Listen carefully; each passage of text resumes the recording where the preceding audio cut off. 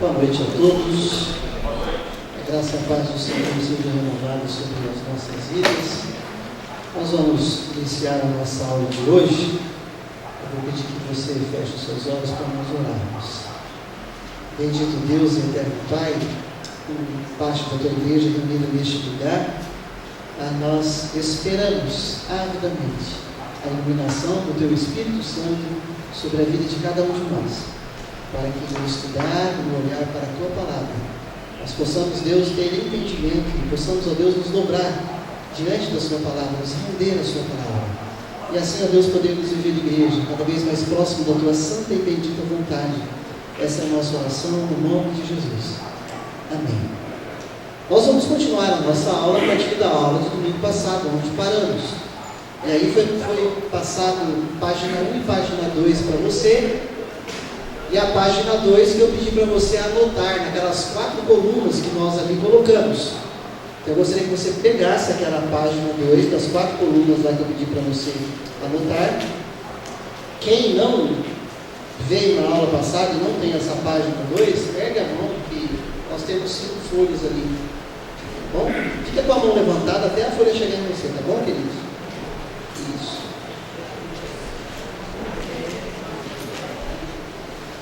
Página 2.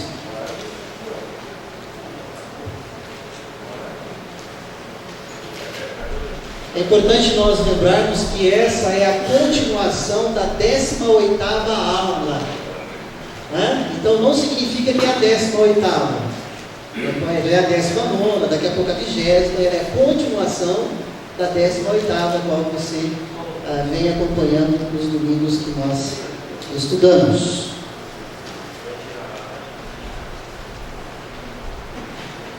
Nós estamos no nosso tema repensar e ressignificar a igreja, conforme o texto básico que nós escolhemos para esse repensar, e já há mais de 4 meses nós estamos assim repensando.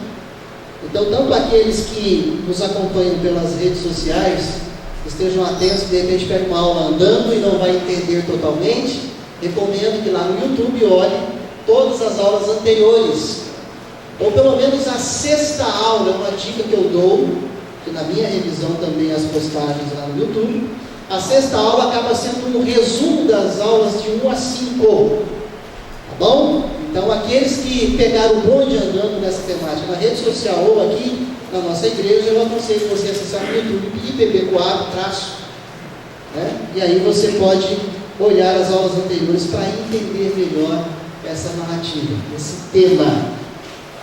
Estamos abertos para ouvir você, para ouvir as suas perguntas, as suas colocações, as suas objeções, que é natural você as ter durante a semana. É só marcar um horário com o pastor, que a gente vai atender você graciosamente na paz do Senhor, tá bom?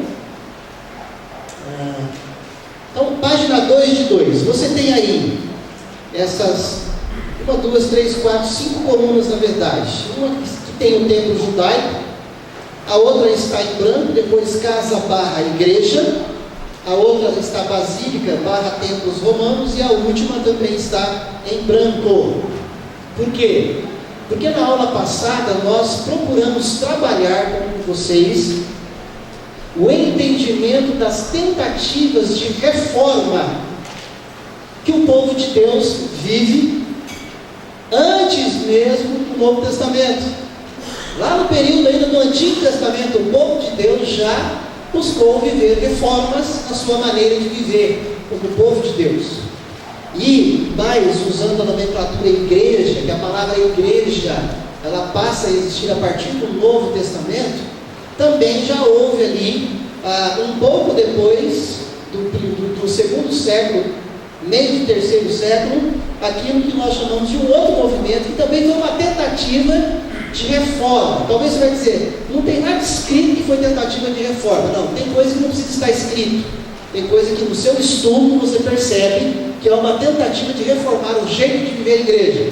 E aí nós trabalhamos esses 2 grupos, um no Antigo Testamento e um no Novo Testamento. Lembrando que nós já vimos, e aí as suas dúvidas poderão ser tiradas nas aulas anteriores, nós já vimos que a sinagoga judaica, e que o templo em Jerusalém, construído por Salomão, reconstruído por Zorobabel e depois repaginado, aumentado por Herodes, estes lugares foram tidos como a casa de Deus, lugar que Deus se manifestava e vinha quando ali o sacerdote oferecia o sacrifício e o povo com todos aqueles rituais. Já vimos isso e entendemos que a casa de Deus não é mais templo, não é mais prédio, nem esse que nós estamos, conforme a própria narrativa bíblica que nós vimos em Atos capítulo 7, que Deus não habita em templos feitos por mãos humanas, conforme 1 Pedro, conforme a carta de Paulo, a carta de João, quando fala que nós somos a casa de Deus, nós somos a habitação de Deus, enquanto cada crente salvo. Diante disso, nós olhamos também aquilo que foi a adesão, chamada de conversão, do imperador romano Constantino ao cristianismo. Então, quando se fala de Constantino se convertendo ao cristianismo, há controvérsias se de fato ele se converteu ou se ele fez uma jogada política para não ser totalmente destruído com Roma diante do exército de império inimigo que estava vindo contra ele. E nesse aspecto, quando Constantino trabalha o Edito de Milão, ali no ano 300 e alguma coisa depois de Cristo, quarto século, que é a tolerância ao cristianismo, ou seja, o cristianismo poderá continuar existindo com todas as demais religiões pagãs greco-romanas, porque tanto haviam templos de cultos a deuses gregos como romanos, entendendo que o império que dominava a igreja no primeiro século era o Império Romano. Depois que ele veio, dominou o Império Grego. Só que Roma continuou com a cultura grega também em parte. Por isso que é chamado grego-romano ou helenismo. Então nós temos ali Constantino dizendo assim: então agora, além dos deuses gregos e romanos, que toda a população está habituada a oferecer os seus cultos, nós vamos também tolerar o cristianismo. Para de perseguir o cristianismo. Ou seja, aquela perseguição que iniciou ali em meados do ano 64 depois de Cristo, com Herodes, o que acaba acontecendo? O povo de Deus passa a ser perseguido, mas depois ele vai ter uma tolerância. Quando eu disse por Herodes, porque os judeus, o judaísmo, primeiro perseguiu o cristianismo. Em Nero, imperador romano, agora Roma passa a perseguir o cristianismo. Isso no final do primeiro século. Constantino, lá no quarto século, fala: para de perseguir os cristãos. O que acontece? Há um monte de gente que vem para o cristianismo e passa a frequentar as reuniões da igreja. Qual igreja? Aquela igreja que foi fundamentada na doutrina dos apóstolos, conforme nós estudamos em Atos capítulo 2, que perseverava na comunhão e no partir do pão, de casa em casa, no templo. Essa igreja, ela recebeu, se podemos usar uma analogia, o português mais próximo do nosso, da noite para o dia, essa igreja recebe um monte de novos membros, um monte de gente. Não porque elas de fato se converteram ou foram convertidas a Jesus Cristo, mas porque elas passam a aderir, elas passam a participar do cristianismo, porque é status na época. Se o nosso imperador decidiu dar essa tolerância e ele também oficializar o cristianismo como religião oficial de Roma, vamos para lá, porque isso é status. Isso garante o nosso emprego, isso garante a nossa posição na sociedade.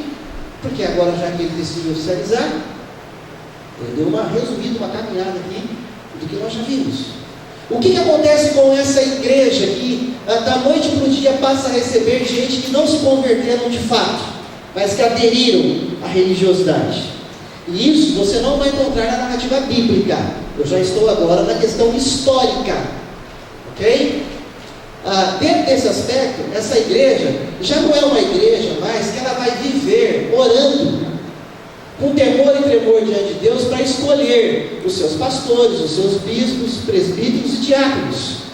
Porque antes era assim, antes dessa tolerância. de Constantino. Agora, nessa abertura, esse monte de gente passa a aderir, o que vai acontecer? O Império Romano vai passar a ingerir na religião da cristandade.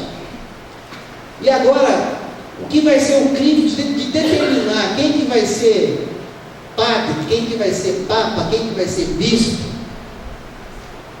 vai ser o poder. Vai ser quem pode mais, consegue. Vai ser, ou serão as indicações do alto escalão.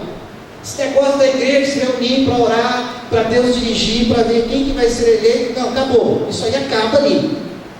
O que existe é um certo mascaramento. Mas então quem decide quem vai ser papa, bispo, são as autoridades, que é chamado de clero. O leigo não tem voz, o leigo não participa, ele ouve, obedece e acabou. Então acontece isso com a igreja. Guarde certo. Essa igreja que se reunia nas casas, que agora Constantino, pela tolerância, cedeu a Basílica Romana para eles se reunirem. Ou seja, aquilo que era o lugar de mercadão, aquilo que era o lugar de fórum, aquilo que era o lugar de despachos da prefeitura, no aspecto de documentação e outras questões mais que aconteciam, prédios enormes, suntuosos. E esses prédios passaram a ser cedidos também para acontecer a reunião da igreja. Esses cristãos que vieram da igreja de Atos e agora um monte de romano, grego, tanta gente que aderiu, passa a frequentar a basílica. Então, igreja nas casas, a gente vai perdendo um pouquinho da questão histórica. Muito pouca gente, agora é a basílica.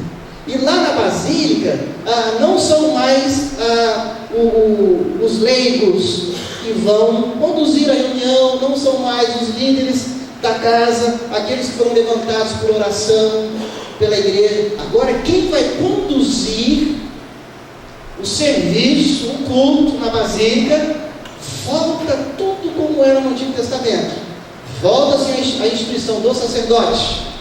E ali então vem a escala que a gente passa a conhecer na história da igreja, que é a escala dos papas, dos padres, dos bispos. A igreja, ela se institucionalizou e ela passa a viver então debaixo desse poder, debaixo desse clero romano.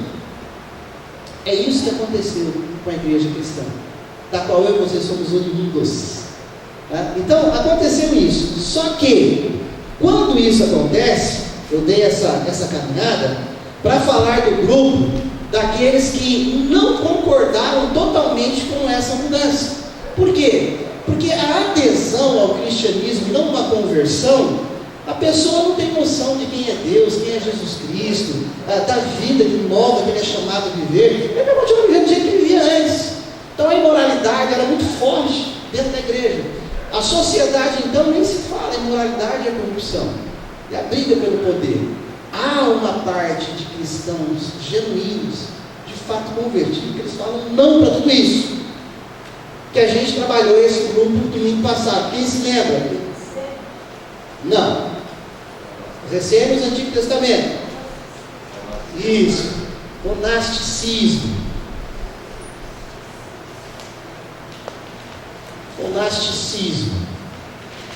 Monasticismo é um grupo de pessoas que estão cansados, desgostosos, não aceitaram essa ingerência de poder do Império Romano e nem esse escalonar do clero, como era feito ali.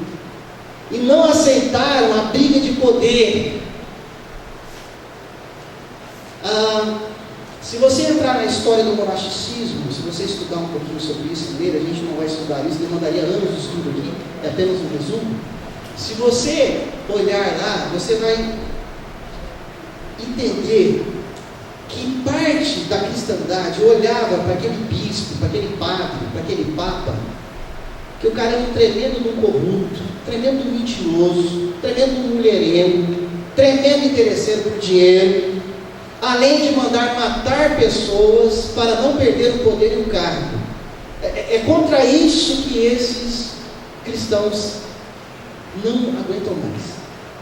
Eles não aguentam mais. Isso adentrou o arraial da igreja ali no Bairro Sol. Então é essa podridão aí, mais um pouco, eu dei um resuminho só, ok? Nós não estamos dizendo que eles agiram totalmente corretos.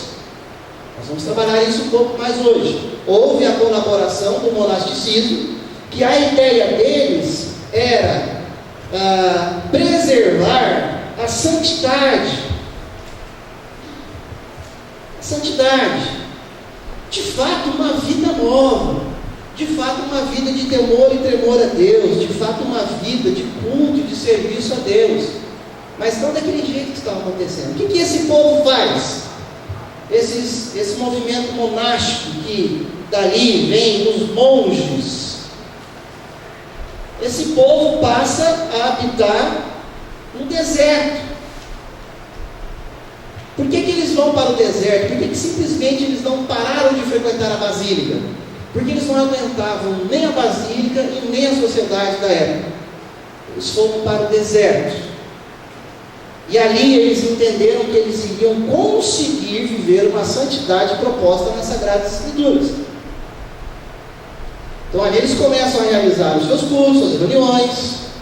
Com o passar do tempo, eles vão construir aquilo que na história, quem já leu, são os chamados mosteiros, que até hoje, a maioria deles estão em pé, porque era construção bem feita de material durável. É um ou outro aí que não faz, a maioria está em pé. Os mosteiros. Esse povo, então, acaba indo para o deserto. Eles vão para, constroem os mosteiros e se isolam da vida da igreja na cidade, da igreja institucionalizada lá na Basílica, e se isolam da sociedade. Abrindo aqui para a pergunta, erga a mão para que o pessoal da igreja passe o microfone, por favor. Aqui dentro, e aí nós vamos continuar. Pastor, a dúvida é só, 300 e pouco, né, os cristãos ali, parte do monasticismo são romanos, ou nós estamos falando só de cristãos que vão para o deserto para fazer mosteiros? Agora nós já temos romanos que se tornam cristãos O cristianismo na igreja primitiva já não é um cristianismo onde tem judeu, muito pelo contrário, tem menos judeu que qualquer outra coisa. O cristianismo na igreja primitiva, desde Atos, é um cristianismo onde tem grego, romano, vários povos e também judeus. Ok? Então tem romanos e gregos aqui e outros povos além dos judeus.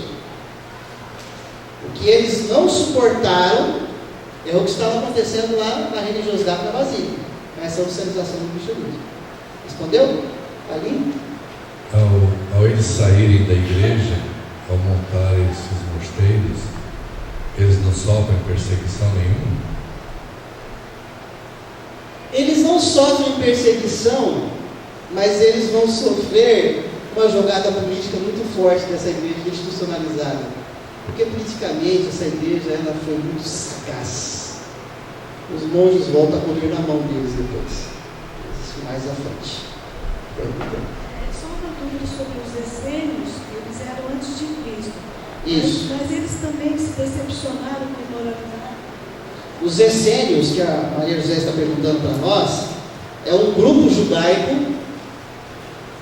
200 anos antes de Cristo. Esses essênios é um grupo de judeus que não concordava com o judaísmo da época.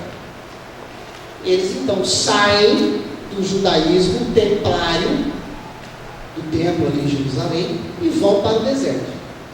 Esses essênios, eles continuam existindo mesmo no período do Novo Testamento. E se você for observar, viram aqueles que moravam no deserto. O João Batista tem onde pregar o evangelho no deserto, né? E outros mais. Os essênios é um movimento que nasce 200 anos antes de Cristo, que é um partido judaico que não concorda com o judaísmo da época e vai para o deserto.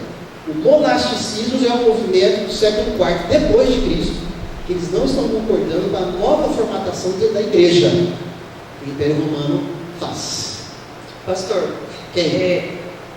sim, Hoje a gente vê os monges, eles são sozinhos, né? Não é? Para mim, eu tenho isso na cabeça, que moram sozinhos, eles são, não tem família, no caso, né? E aí, nesse caso aí, quando eles foram com as famílias todas. Esse mosteiro tinha família ou era também como é hoje?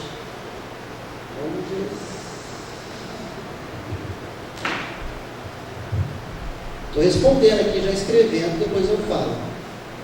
Monges e monges.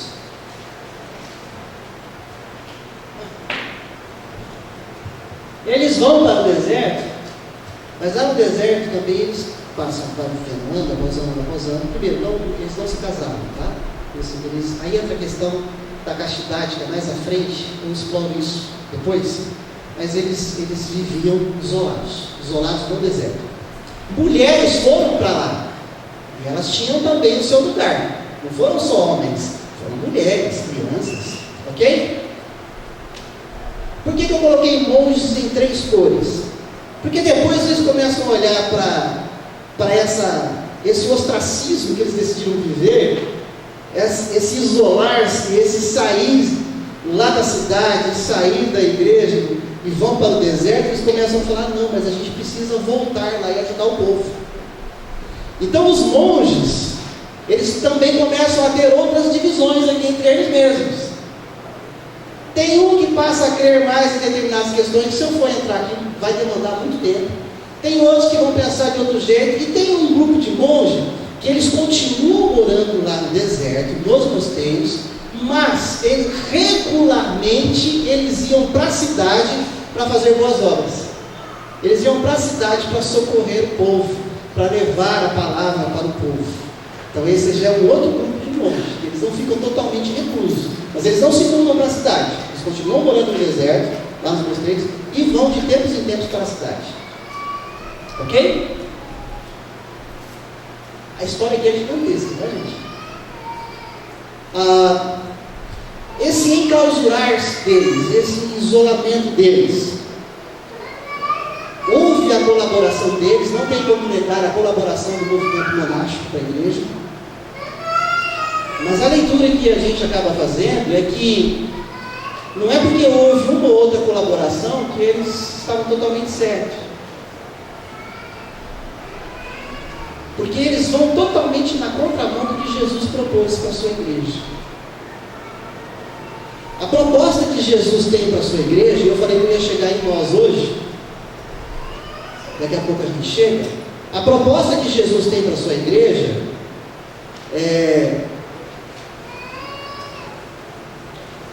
tanto que o nome da igreja, na Eclésia, chamados para fora.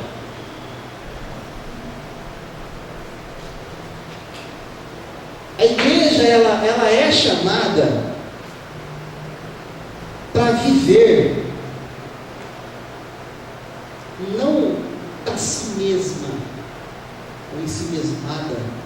A igreja é chamada não para viver no gueto, enclausurada, longe do mundo, fora do mundo. E vai prestando atenção que a escola a qual eu e você aprendemos foi de uma vida de crente isolado do mundo, porque o mundo não presta. O crente não pode viver no mundo, ele tem que ir para a lua, ou para outro planeta, né? E dentro desse aspecto é que a gente vê que o movimento monástico ainda está incrustado na vida da igreja. Eu estou dizendo nessa questão da santidade, na questão do isolacionismo, do isolar-se, do gueto, da santidade. Não aguento ficar no meio de pecador, não aguento ficar no meio desse mundo. E aí quando a gente olha para a palavra de Deus, eu já vi que alguém está com o microfone, só vou terminar aqui a fala e já vou abrir. Quando a gente olha para a narrativa, vamos dar as bases bíblicas.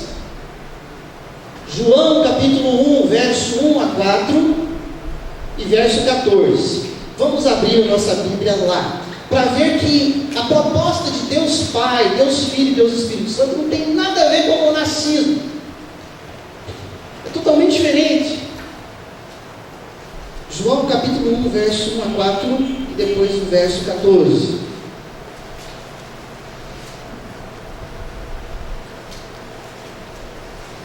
Diz assim a palavra de Deus: no princípio era o Verbo, e o Verbo estava com Deus, e o Verbo era Deus.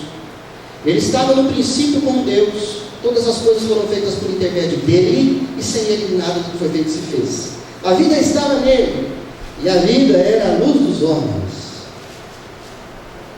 Verso 14: o Verbo se fez carne e habitou entre nós, cheio de graça e de verdade. Vimos a sua glória, glória como unigênito do Pai. Quem é o Verbo aqui na narrativa de João? Você concorda com isso? Você crê nisso que é Jesus? Jesus, ele estava onde? Céu, junto ao Pai, na glória. Vamos dizer assim, distante, sem entrar muito na questão da onipresença, né? Vai nessa noção, distante desse mundo. E aí Jesus, a propósito de Deus Pai, Deus Filho e Deus Espírito Santo, vai lá para o meio. Vai para lá.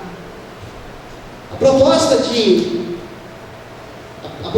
bíblica para a igreja não é de isolamento, mas é uma proposta de encarnação. Uma proposta de encarnação. Não é para se isolar, é para estar lá. Onde? No meio. No meio de quem? Dos crentes, dos salvos. Também, na hora dos cultos, na hora da devocional, na hora da oração, na hora da comunhão, do fortalecimento. Mas no dia a dia é para estarmos lá, no meio do pecado, no meio das trevas. Nossa, pastor. Bom, eu procuro pautar a minha fé e o meu ministério na palavra de Deus. Quando Jesus diz na palavra dele que vós sois o sal da terra, vós sois o sal da... Você não é sal da igreja, você é sal da terra pecadora, da terra em trevas, da terra cheia de gente carente, da terra apodrecida pelo pecado. O sal vai para tirar essa podridão. Vós sois a luz do... não é da igreja? A igreja é luz, não dela mesma. A igreja é luz ou no mundo. Que mundo? No mundo onde só tem gente boa, no mundo onde só tem gente bacana, que gosta de Jesus. Não, é no mundo perverso, no mundo pecador, no mundo sistema. E essas pessoas estão onde? Nesse mundo terra, onde eu e você crescemos ouvindo dizer que nós não somos deste mundo, que a gente tem que cair fora dele, que a gente não pode estar com todo mundo, todas as horas, em todo lugar, porque senão nós vamos nos contaminar. Esses que se contaminam chamam de crente de quinta categoria. Ele está tão insípido que onde ele chega ele não consegue dar sabor, ele recebe. Mas a proposta de Jesus é estarmos entre o mundo. E aqui vem bem diferente daquilo que eu e você crescemos ouvindo. E a igreja foi se reclusando. A gente só não foi para o deserto, só não construiu um mosteiro lá. Mas a gente criou um mosteiro chamado prédio, reunião de igreja. Sai daqui e não pode ter contato com o mundo. Agora eu vou abrir a pergunta ali no nosso campo. Pastor, né, que você, como advogado, você é advogado do povo aí, pastor. Os coitados estavam no mato sem cachorro, como diz o ditado, hein? E que situação, hein? Ou abre a boca e morre, ou vai para o deserto, né? Complicado, né? Então, é um direito, cada um tem do advogar o povo. Mas a gente tem que se pondo no lugar lá, é complicado, viu, pastor? Nós temos que nos colocar no lugar dos apóstolos. Dos apóstolos. Porque se os apóstolos fizessem isso, o evangelho não teria chegado até nós. Lembra da história dos apóstolos? Cerrado ao meio, decapitado, crucificado de ponta cabeça, não porque foram para o deserto, porque ficaram pregando o evangelho no urbano, no meio do pecador, nos palácios romanos, diante de Herodes, diante de Nero, diante de todos os imperadores. Entendi a colocação do irmão. A proposta de Jesus foi essa, e ele se encarnou, e ele pagou o preço disso. Por isso, irmãos, que a encarnação significa você e eu dizermos, sabe o que é para nós? Não, para um monte de coisa para nós mesmos. Por isso Jesus fala, aquele que vem após mim, tome a sua, sabe o que é cruz? Diferente do que alguns pensam, meu marido é minha cruz, minha mulher é minha cruz. Você está equivocado, querido.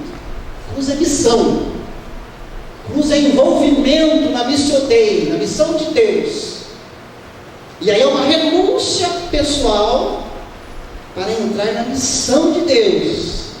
Essa é a cruz. E aí Jesus também diz, e aí você vai conferindo na sua Bíblia depois: Pai, eu oro não para que os tire do, mas que os livre do. E aí Jesus olha para eles e fala assim, eis que eu os envio como ovelha no meio de lobos. Meu irmão, você pensa que eu gosto disso? Eu não gosto, irmão. É horrível, mas é a verdade. E não existe cristianismo fora dessa verdade. O que existe fora dessa verdade é religiosidade. O cristianismo é esse. Por isso, cuidado com as mensagens das tantas igrejas por aí. Uma mensagem de religiosidade, de oba-oba, de comigo ninguém pode, em mim ninguém bate, eu só ganho, eu não perco. Isso não tem nada a ver com Jesus. Isso tem a ver com outra coisa. Quem que quer perguntar dentro do que nós estamos falando aqui? Diga. Pastor, boa noite. Duas colocações. A respeito de monastério, na minha ignorância, sempre foi colocado para a gente através de filmes e outros conhecimentos que era alguma coisa da Igreja Católica.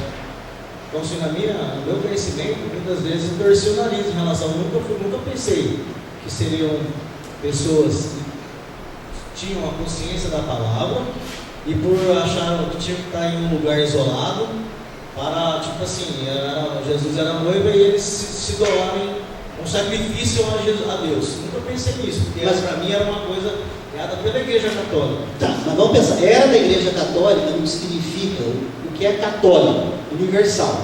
Não universal de hoje, tá? Sim, a instituição catolicismo, né? A Igreja Católica, eu vou falar para você, tá? Eu e você somos católicos apostólicos. Nem adianta fazer assim e dizer que não é não, porque você é, tá? Se você não é, você não é de Jesus.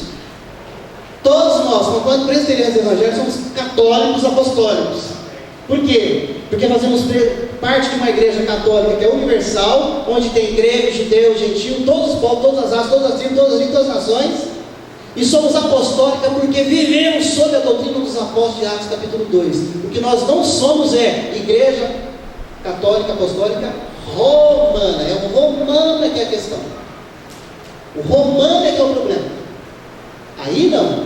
Mas nesse aspecto aqui, eles eram, José Carlos colocando aí, católicos apostólicos romanos. Só que discordando daquilo que era a religiosidade vivida. Mas eles eram católicos apostólicos romanos. A igreja ela vai deixar de ser católica apostólica romana. Talvez no domingo que vem eu adentre esse assunto, é que eu fico sempre respeitando a pergunta de vocês, aí eu paro, estudo e tento trazer aquilo que vem sendo a indagação da sala. Quando há uma divisão no Império Romano, e aí também divide a igreja. Que aí vai chegar a igreja católica apostólica ortodoxa, que não tem nada a ver com a igreja católica apostólica romana. É uma outra igreja, que não vai crer na questão ali da infalibilidade papal, que não vai crer na questão da ascensão de Maria, que não vai crer na questão dos santos. É uma igreja católica apostólica ortodoxa. Então, se você assistir ou ver filmes ou literatura, principalmente da Rússia, lá o Vladimir Putin, aquela parte lá da Europa, você vai ver que há uma igreja dominante ali. Essa igreja que eu estou falando, ela é fruto disso, lá no século IV, que é a igreja católica ortodoxa. Então aí vai dividir. Só que além dessa igreja católica ortodoxa, que separa de Roma, que aí vai ter Roma Oriental e Roma Ocidental, mas eu vou entrar nisso nas próximas aulas. Haverá também outras igrejas que vão surgir. Aquela também que não concorda totalmente com a igreja católica ortodoxa e nem com a igreja católica apostólica romana. E aí nós vamos ver mais nos meses nas aulas à frente, essa igreja que vai se fragmentando. E aí nós vamos perceber que haverá não houve, né? A gente está trabalhando no passado, houve tentativas de reformas em todas elas. A história mostra para a gente a tentativa de reforma em todas elas. A reforma luterana do século XVI não é a única que teve, é a única que de fato o martelo bateu e a coisa se consumou. Mas houve várias tentativas de reformas do passado. Várias tentativas. Uma delas foi desse povo aqui, que são os monges. Ok? Mas só mais uma pergunta, pastor. Pergunte. O senhor nos colocou a respeito dos apóstolos, certo? Certo. E, no geral, na igreja, numa opinião geral, hoje, como o senhor vai usar os mártires da fé, resumiriam as nossas atitudes, me colocam também nessa. Como que eles poderiam viver nas minhas atitudes no dia a dia, nos dias de hoje? Os mártires da fé olhariam para nós hoje, eu sou o primeiro da fila, nos chamaríamos de covarde com todas as letras em negrito, itálico e sublinhado. Nos chamaria de crentes acomodados. Foi duro agora? Mas é, queridos. Mas é. Fui leve? Então tá bom, obrigado por aliviar. Então, dentro desse, abrindo aqui, então, já eu volto a palavra para o irmão, só para continuar aqui. O ministério da igreja é o ministério da encarnação.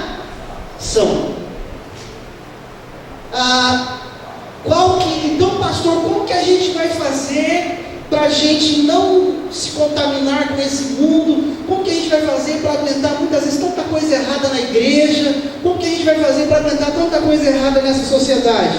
Qual que é a resposta? Está na Bíblia. Não precisa ir para o deserto.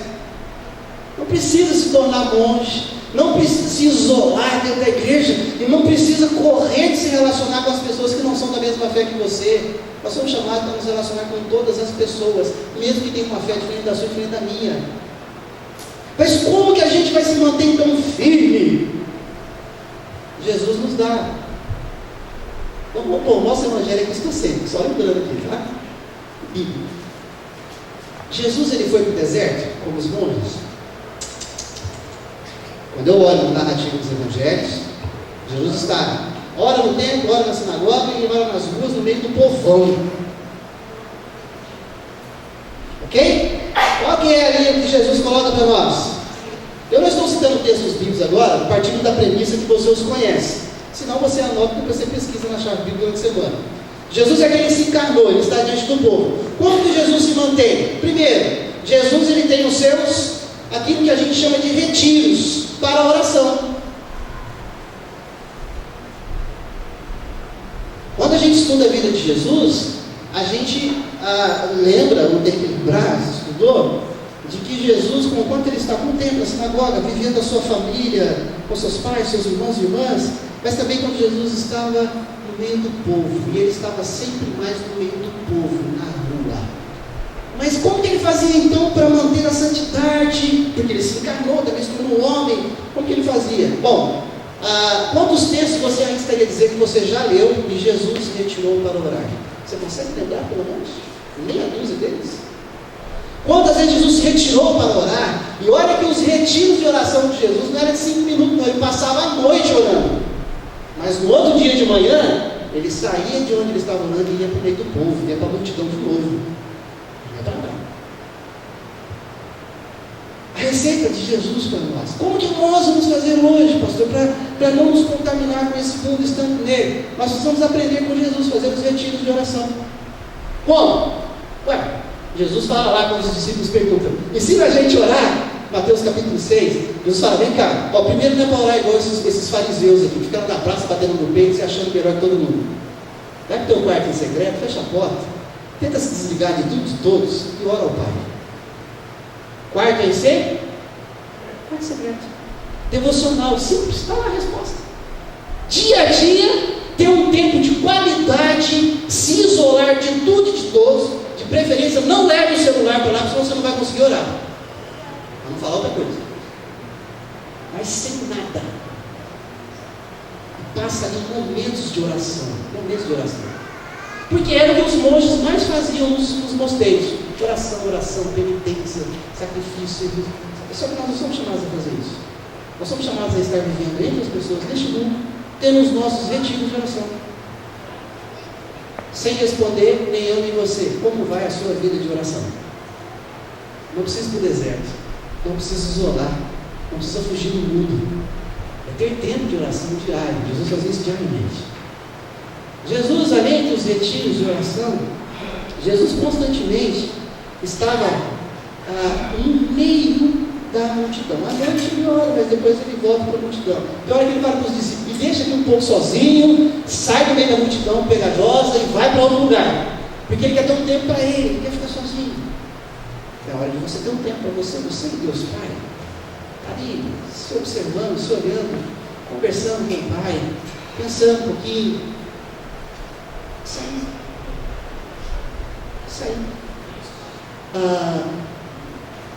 Eu me lembro de um pastor, ele é parente de alguns irmãos nossos aqui na igreja, que ele já está na glória, assim cremos. Depois, um tempo para cá que eu fui entender uma prática dele. Ele constantemente reservava um lugarzinho ali na represa de Martinópolis, não sei se pelo menos uma vez por ano, e ele se confinava, ele se retirava.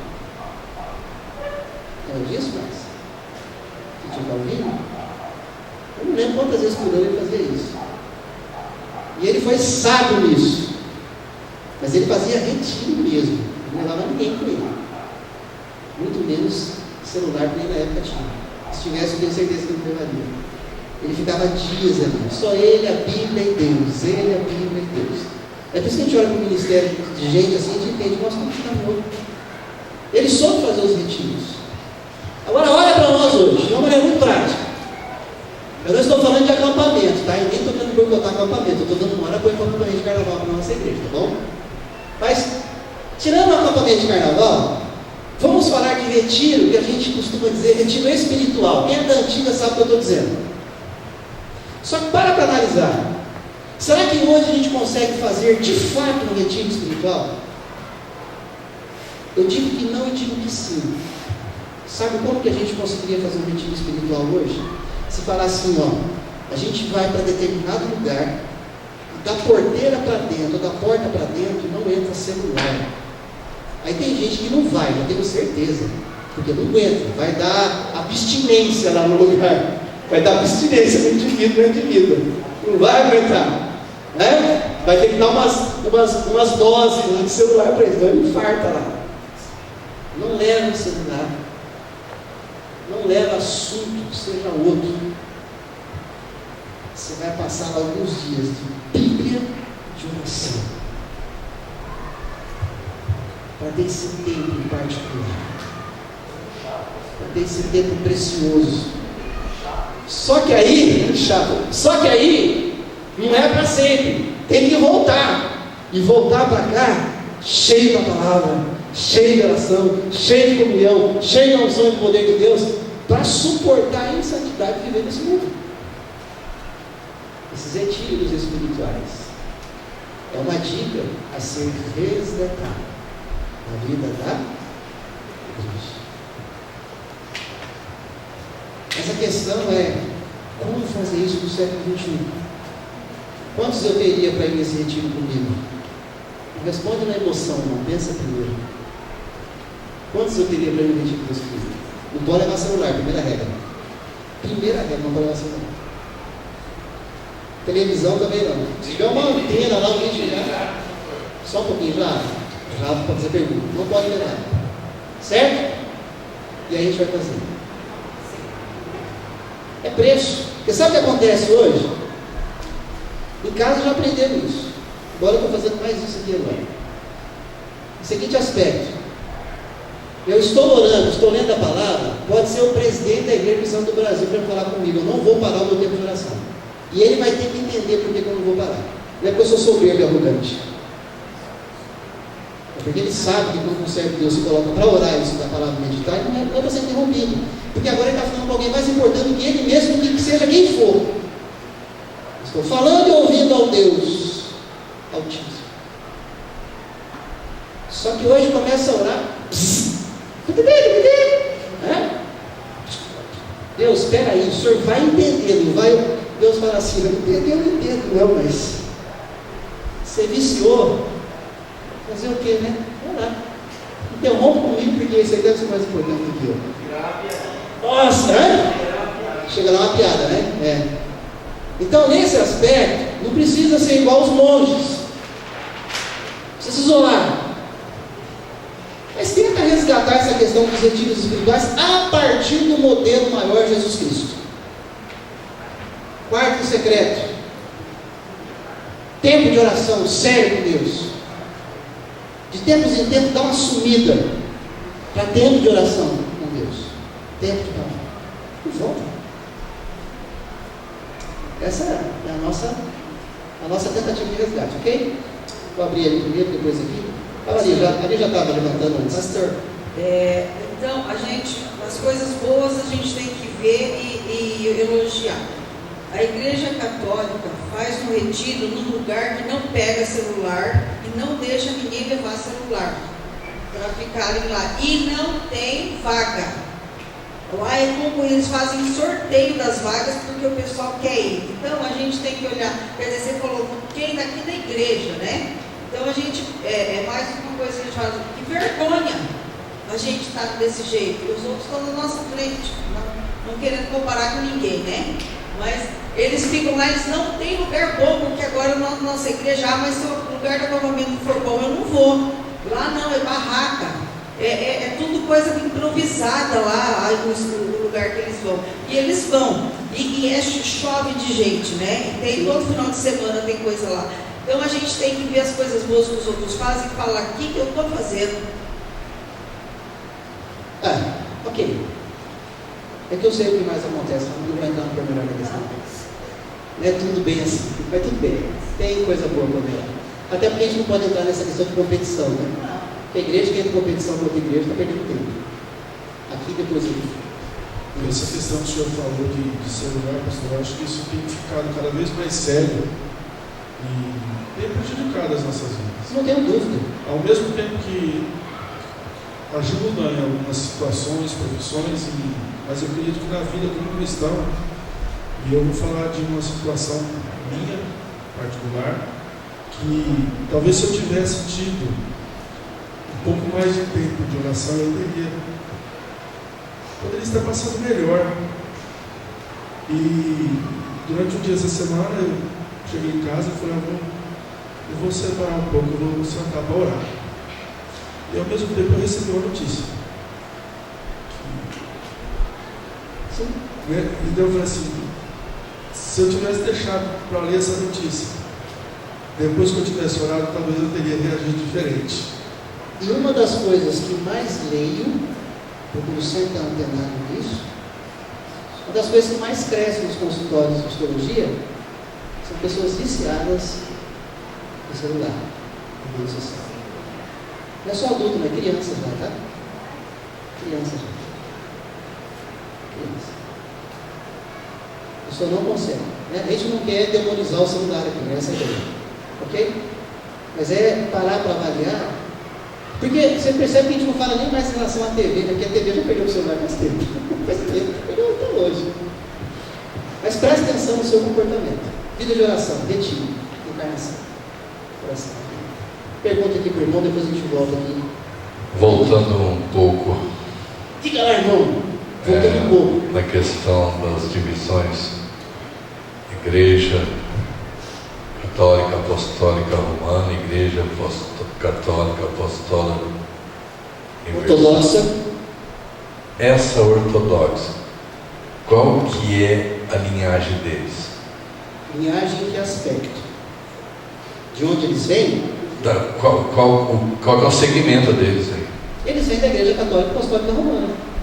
A diferença é que eles... E porque o que é ortodoxo? O que seria a ortodoxia? ortodoxia é o apego à doutrina. A doutrina. Doutrina que eles dizem bíblica, a palavra. A ortodoxia é sempre o zelo e o apreço pela doutrina. A Igreja Católica Apostólica Romana, conquanto usa a Bíblia Sagrada, a encíclica papal, é a dogmática, ou as ordens do Papa, tem mais autoridade que a Bíblia. A ortodoxa não tem assim. Essa é a diferença. A ortodoxa ela não crê na questão de Maria, da Ascensão, não crê na questão de santos que a Igreja Católica colocou, e outros vários ritos litúrgicos, sacramentos que a Igreja Católica considera, a ortodoxa também considera. Quem olha para a Igreja ortodoxa fala, é uma Igreja Católica, porque em muitas coisas são parecidas, mas divergem em outras. Uma que me chamou a curiosidade é que o senhor falou que na União Soviética, na Rússia lá, a igreja que predomina é ortodoxa. É? Religião oficial. Então, mas se é ortodoxa, como que eles são comunistas? Aí, não tem nada a ver? Não tem nada a ver. Isso já entrou numa outra área. Não tem a ver. Só que eles só podem falar aquilo que o governo permite, não é isso? Oi? Lá na Rússia, por exemplo, a igreja ela é dirigida pelo que o... Pelo que o Vladimir Putin manda? Como na China também. Mas o diferente é que a China, a perseguição é mais acirrada. A igreja ortodoxa na Rússia, ela tem um pouquinho mais de liberdade. Aliás, ela tem muito poder lá. A igreja ortodoxa tem muito poder. Onde ela está, ela tem muito poder. Dentro do que é o clero. Quando a gente vai para a igreja na Inglaterra, já é a anglicana. Tem muito poder. A Rainha Elizabeth, os ministros, estão sempre chamando o clero a orar por eles, para pensar no mundo. A China é outro extremo. Ali eles têm um poder. Não é tanto assim falar só o que eles querem. Não. Tem cuidado? Tem, mas eles têm um pouquinho mais. Dentro dessa questão de Jesus, história orar. Fica Paulo. Eu ia entrar aqui na encarnação de Jesus, mas eu vou deixar para a aula que vem. Para ver o quanto, presta atenção, hein? O quanto eu e você temos um pouco de monasticismo evangélico. E aí nós vamos ver o que Jesus sofreu por decidir não seguir o monasticismo. Do que Jesus foi acusado. E do que eu e você temos medo de ser acusados hoje, mas que Jesus fala, você vai ser acusado disso. Quem quiser viver piamente o Evangelho, você tem que estar pronto para ser acusado de algumas coisas que Jesus foi. Você e eu não vamos para a cruz porque a gente não tem nada para ir para a cruz. Só Jesus teve. Mas temos que estar prontos para ser chamados de muitas coisas que Jesus foi chamado, porque ele decidiu não se isolar. E a igreja parece que vai na contramão. Mas a aula que vem a gente continua. Estou encerrando a aula de hoje. Qualquer dúvida ou oposição durante a semana você pode me procurar. Agora nós vamos abrir a palavra para o departamento infantil, que tem algo a nos dizer. E eu peço a atenção de todos.